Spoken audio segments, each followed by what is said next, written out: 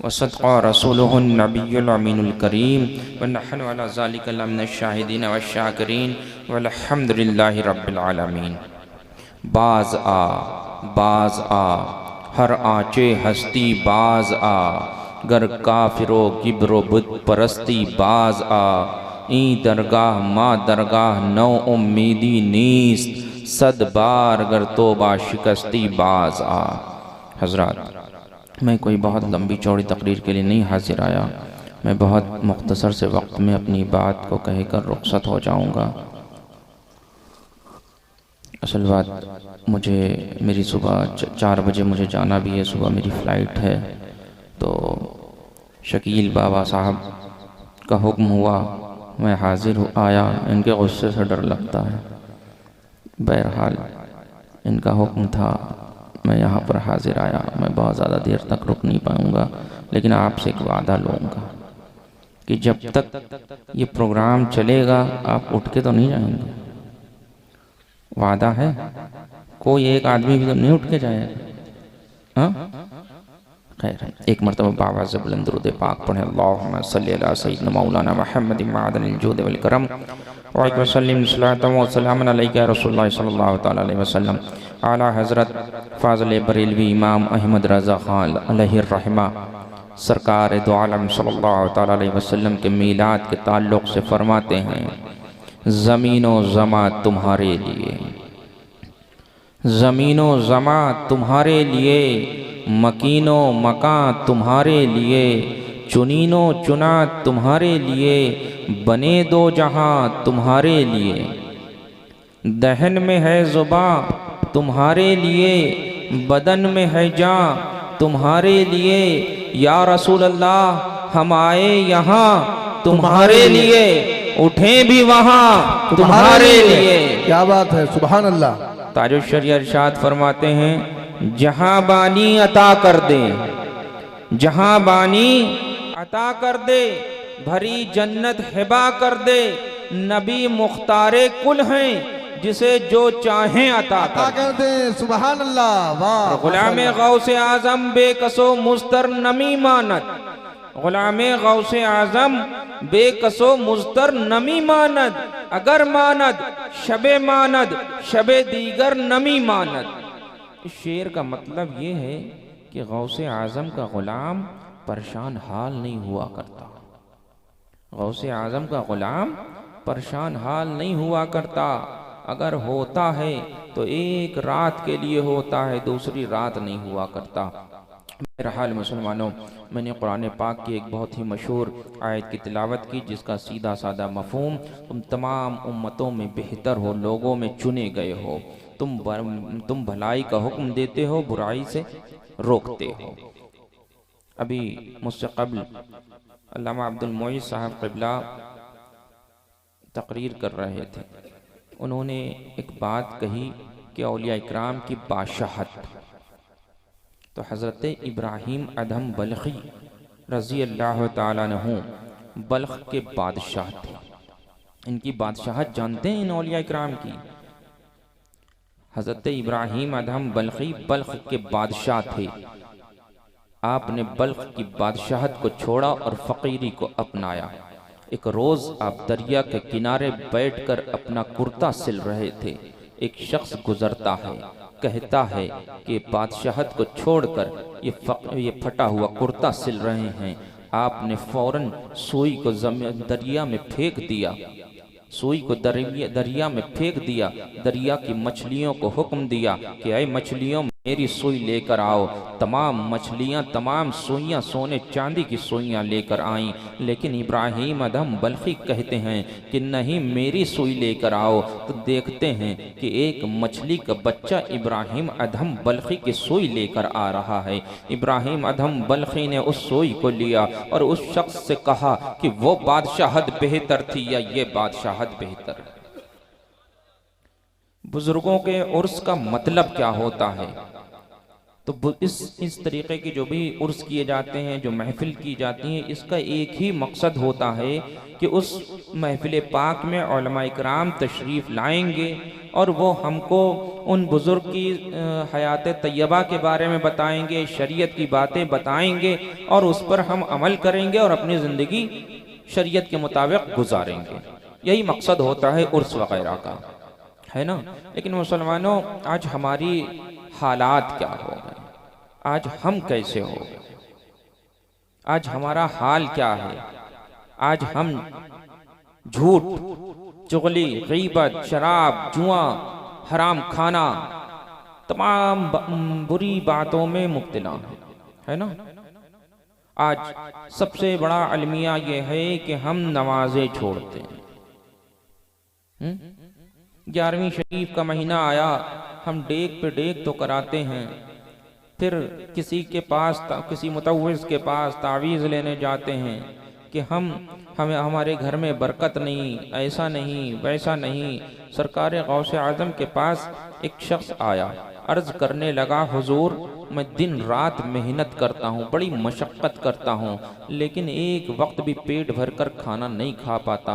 सरकार गौसे आज़म ने उससे पूछा, ऐ शख्स एक बात बता, क्या तेरे घर के सामने से कोई राह निकली है?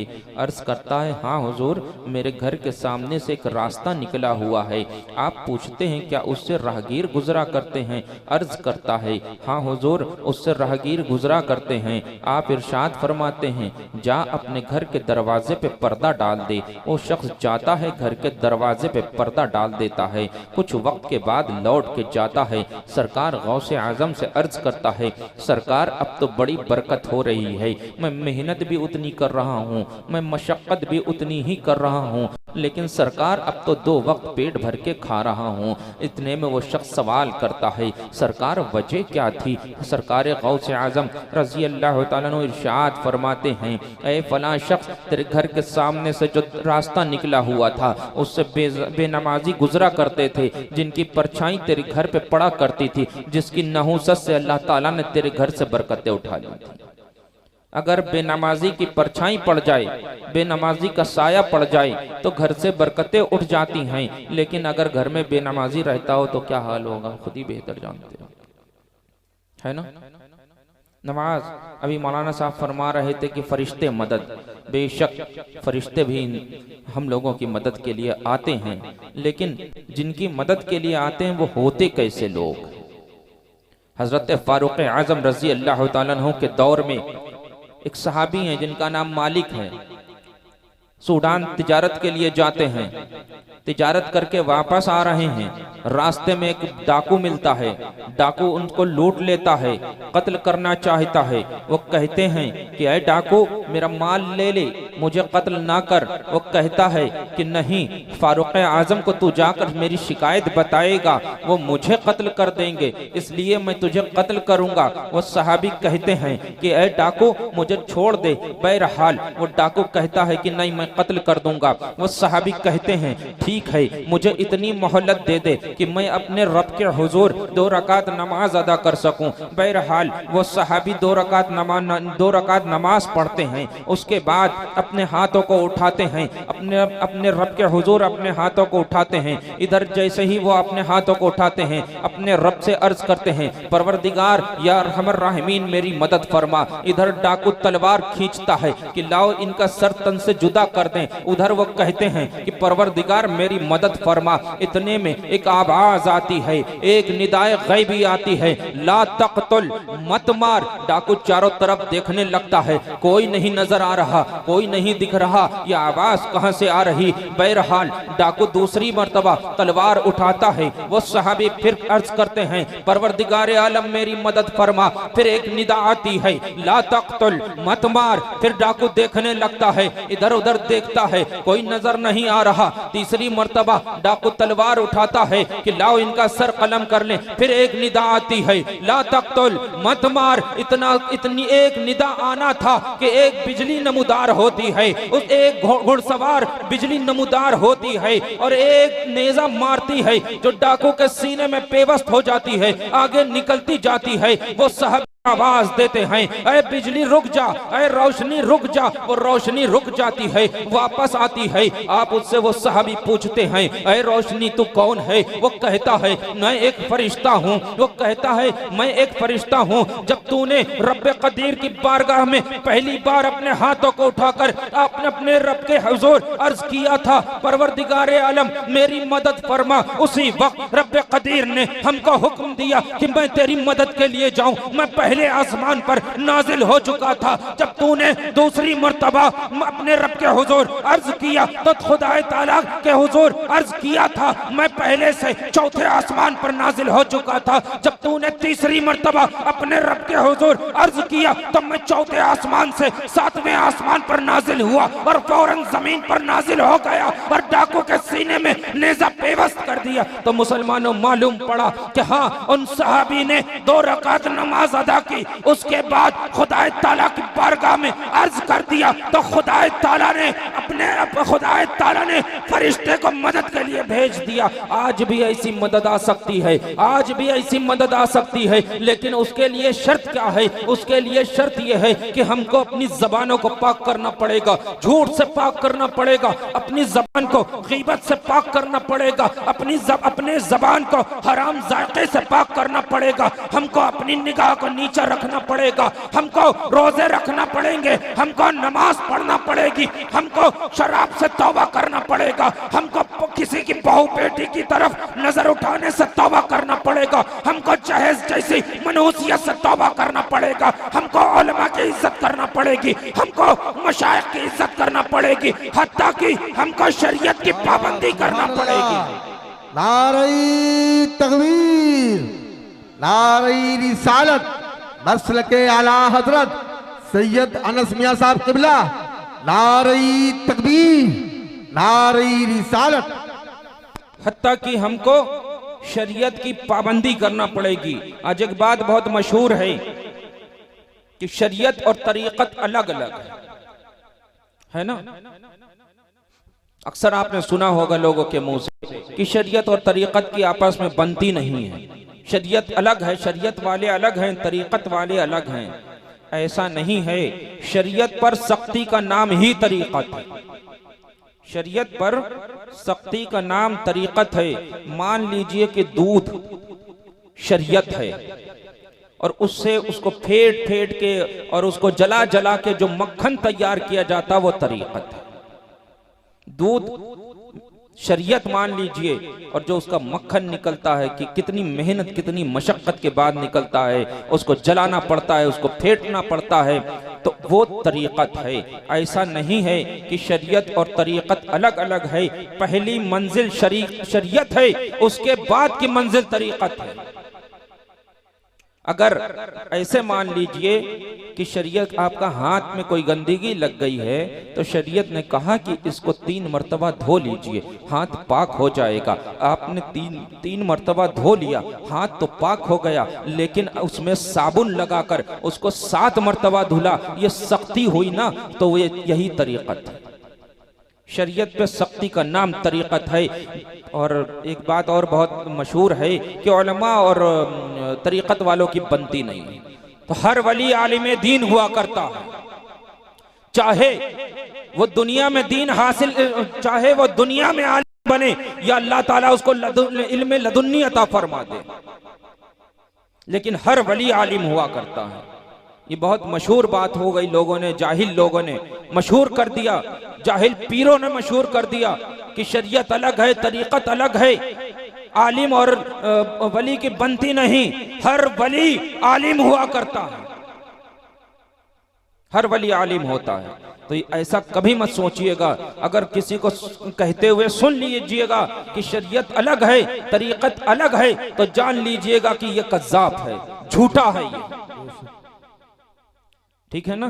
अभी मौलाना अब्दुल मुईज़ साहब क़िबला एक फरमा रहे थे कि बुजुर्गों के बारे में कि ये जब दुनिया के में रहते हैं तो भी लोगों को फ़ायदा पहुंचाते हैं, जब ज़मीन के अंदर चले जाते हैं यानी कि दुनिया से रुखसत हो जाते हैं तब भी लोगों को फ़ायदा पहुंचाते हैं। बुखारी शरीफ में है, अल्लाह हज़रत अब्दुल्ला इब्ने उमर रज़ी अल्लाह तआला अन्हु फरमाते हैं कि एक रोज़ नबी करीम, मैं मफ़हूम हदीस बयान कर रहा हूँ, एक रोज़ नबी करीम सल्लल्लाहु तआला अलैहि वसल्लम अपने तमाम सहाबा इकराम के साथ तशरीफ़ फरमा थे। नबी ने सहाबा से इरशाद फरमाया, ऐ सहाबा एक बात बताओ, वो कौन सा पेड़ है जो मिसले मुस्लिम है? सहाबा इकराम तमाम पेड़ों के नाम बताने लगे, तमाम, कोई खजूर, कोई बबूल का पेड़ बताने लगा, कोई किसी चीज़ का नाम बताने लगा। बहरहाल हज़रत अब्दुल्ला इब्ने उमर फरमाते हैं कि मैं बहुत छोटा था, मैं बच्चा था, मुझे मालूम था कि सरकार किस पेड़ के बारे में पूछ रहे हैं। बहरहाल लेकिन वहाँ पर जय्यद उलमा इकराम, जय्यद सहाबा इकराम मौजूद थे, सिद्दीक़ अकबर, फारूक आज़म जैसे सहाबा इकराम मौजूद थे जिनके सामने मैंने लब कुशाई ना की। फरमाते हैं कि वो पेड़ खजूर का पेड़ था। तो उलमा फरमाते हैं कि सरकार ने खजूर का पेड़ ही क्यों कहा? तो इसकी तफसीर में उलमा इकराम बयान फरमाते हैं कि खजूर का पेड़ जब तक हरा भरा होता है, जमीन से जुड़ा रहता है, हरा भरा होता है, तो इसका फल खाने के काम आता है। खजूर खाने के काम आती है ना, इसकी गुठली जानवरों के खाने के काम आती है। लेकिन जब ये पेड़ सूख जाता है तो इसका तना सुतून के काम आया करता है, इसके पत्ते चटाई के काम आया करते हैं, इसके पत्ते टोपियों के काम आया करते हैं। बहरहाल हजरत अब्दुल्ला इब्ने उमर अपने वालिद से फरमाते हैं कि मुझे मालूम था कि सरकार दो आलम सल्लल्लाहु अलैहि वसल्लम खजूर की बात कर रहे हैं। आपके वालिद ने फरमाया कि बताओ कि तुमने जवाब क्यों नहीं दिया? फरमाया बड़े बड़े जय्यद सहाबा इकराम तशरीफ फरमा थे, मैं उम्र में का सबसे छोटा था तो मैं कैसे जबान खोलता? उनके वालिद फरमाते हैं कि अगर तुम बता देते तो मुझे और भी ज्यादा खुशी होती। मालूम ये पड़ा को अदब इस तरीके से किया जाता है, जहां बड़े होते हैं इस तरह बोला नहीं जाता। ये तो सहाबा इकराम ने का भी तरीका था। हजरत अब्दुल्ला इब्ने उमर छोटे हैं लेकिन बड़े बड़े सहाबा इकराम तशरीफ फरमा हैं। हजरत अब्दुल्ला इब्ने उमर को मालूम है लेकिन बड़े बड़े सहाबा इकराम के सामने जबान नहीं खोल रहे, सवाल का जवाब नहीं खोल रहे। लेकिन मुसलमानों, आज हम उलमा के साथ क्या करते हैं? आज हमारा तरीका उलमा के साथ क्या है? आज हम उलमा के ऊपर ताने मारते हैं, उलमा के ऊपर ताना जनी किया करते हैं, उलमा को तमाम बातें किया करते हैं। लेकिन मुसलमानों, जानते हो हजरत अब्दुल्ला शाफई तैमीमी रहमतुल्लाह तआला अलैह फरमाते हैं कि मैं जब अपनी जवानी के आलम में तलबे इल्म के लिए मदरसा बगदाद के मदरसे में गया और वहाँ पर मेरी मुलाकात इब्ने सक्का से हुई और उसी जमात में सरकार गौसे आजम भी पढ़ा कर उसी मदरसे में इल्म हासिल किया करते थे। एक वहाँ पर हम लोगों का एक तरीका था कि हम लोग अपने बुजुर्गान दीन की जियारत के लिए जाया करते थे। बहरहाल एक वहाँ पर बगदाद में एक बहुत मशहूर बुजुर्ग थे जो गौस के नाम से मशहूर थे। उनकी एक सबसे बड़ी करामत ये थी कि जब वो चाहते थे लोगों के सामने तशरीफ ले आया करते थे, जब चाहते थे लोगों के आंखों से ओझल हो जाया करते थे। इन लोगों ने एक दिन प्लान बनाया कि चलो उनकी जियारत के लिए चलते हैं।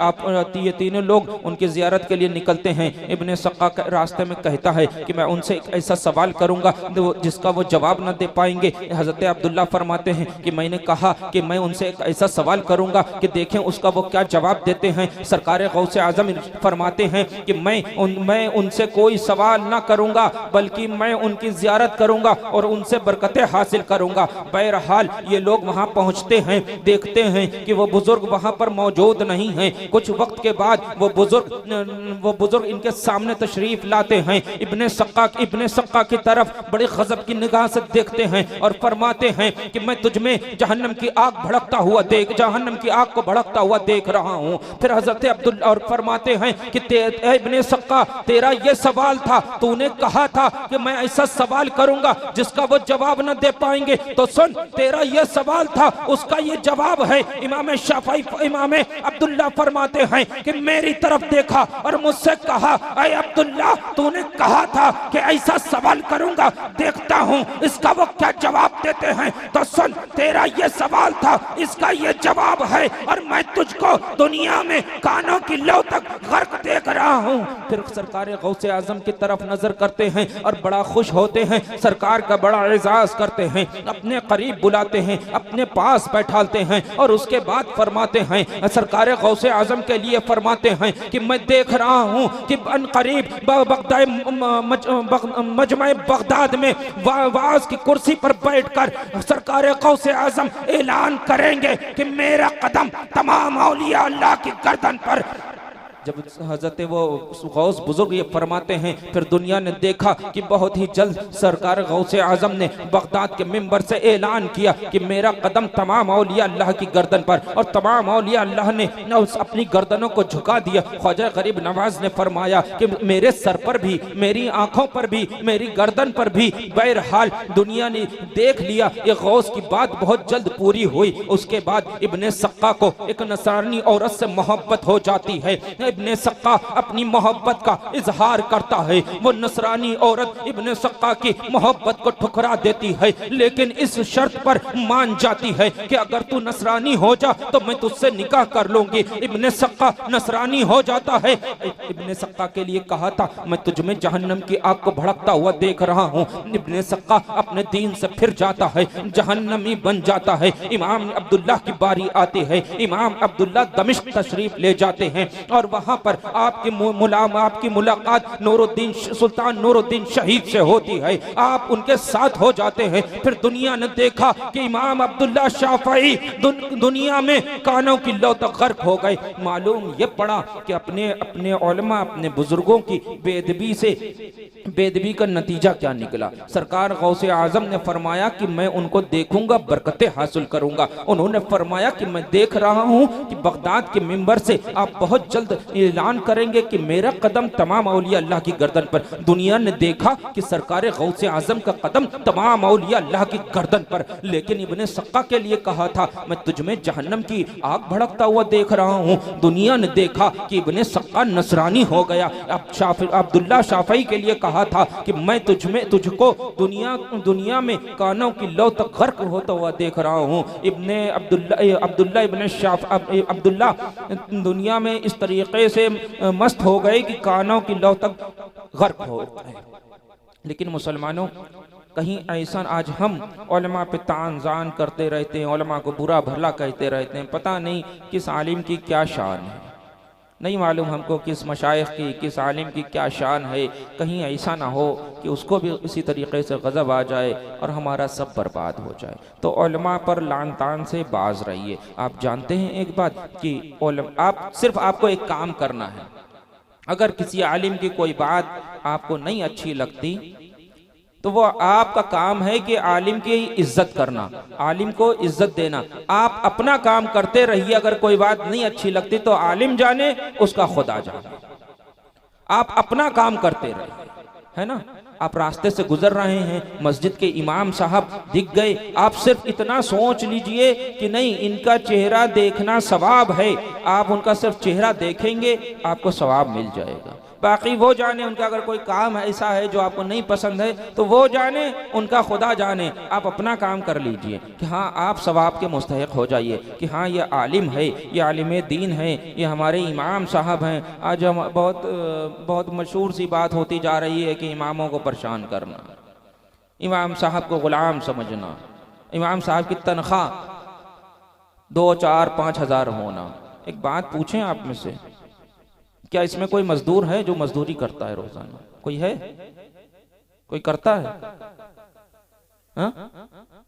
कोई मजदूरी करता है? मजदूर की तनख्वाह कितनी है? हा? एक इमाम की तनख्वाह कितनी है? हा?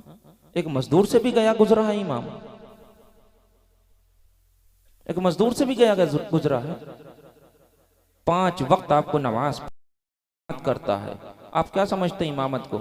जरा सी भी गलती हो जाएगी नमाज में, आप सबकी नमाज का गुनाह उसके सर पे चला जाएगा। हाँ? और उसकी तनख्वाह आपको सीधा रास्ता बताता है, आपके यहाँ फातिहा करने जाता है, आपका गुलाम नहीं है, उस मुसल्ले का, मस्जिद के मुसल्ले का इमाम है। क्या आपका घर 4-5 हज़ार में चल जाएगा? आपका घर 4-5 हज़ार में चल जाएगा? हाँ? तो फिर इमाम का कैसे चल जाएगा? आपके बीवी बच्चे हैं, इमाम के बीवी बच्चे नहीं हैं। हाँ? अभी कोई नाचने वाला आ जाए, कोई गाने वाले आ जाए तो नोट लुटाते हैं। क्या जुमे के दिन 100 रुपए का मुसाफा इमाम साहब से नहीं कर सकते? हाँ? कि लाओ ये मेरी मस्जिद का इमाम है, हमें नमाज पढ़ाता है। हाँ?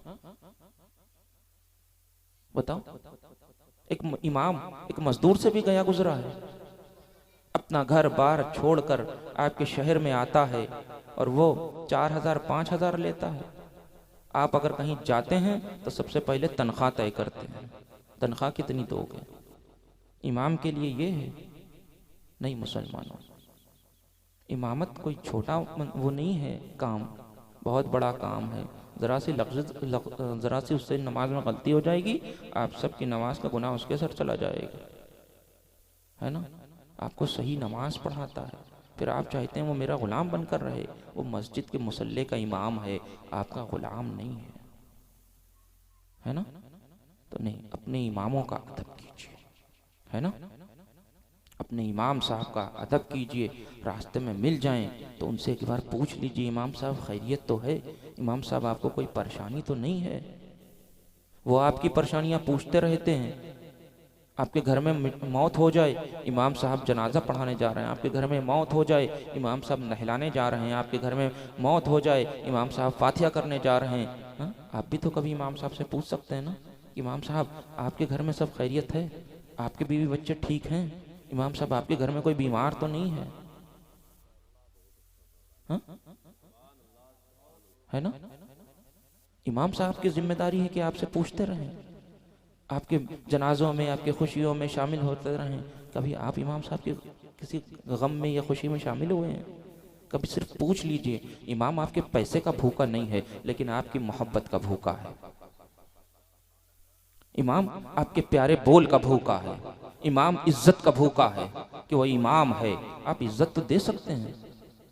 आज हाल ये हो गया, अब वो इमाम साहब यहाँ बैठो, जहां हमने चाहा इमाम को बैठा लिया।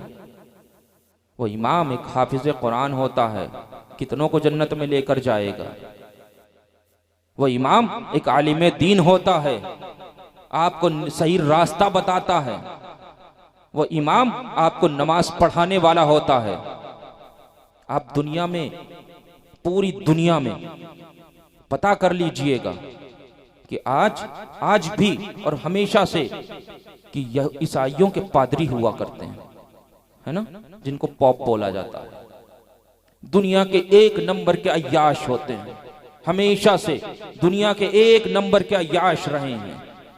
लेकिन उनकी कौम उनकी इज्जत किस तरीके से करती है ना? कि अगर पॉप खड़ा हो जाए, पॉप ने कह दिया, यहां तक कि गिरजाघरों में एक जगह होती है कॉन्फ्रेंस की, कि जहां लोग जाते हैं और उस पॉप के सामने अपने गुनाह से तौबा करते हैं। कितनी इज्जत उसको देते हैं पॉप को। आज हमारा इमाम जो हाफिज कुरान हुआ करता है, आज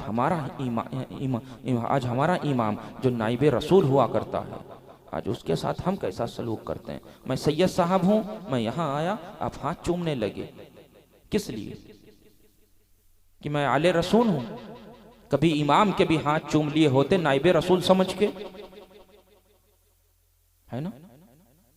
कभी उसके हाथ चूमे थे कि नहीं, ये नाइबे रसूल है, अंबिया इकराम के इल्म का वारिस है ना मुसलमानों? तो बहरहाल अपने उलमा की इज्जत कीजिए, अपने अइम्मा की इज्जत कीजिए। कभी उनकी तकलीफों को सुन लिया करिए, कभी उनसे भी पूछ लिया करिए। बहरहाल सबसे आखिरी बात, हमारा मसलक आला हजरत, हमारा मसलक आला हजरत है।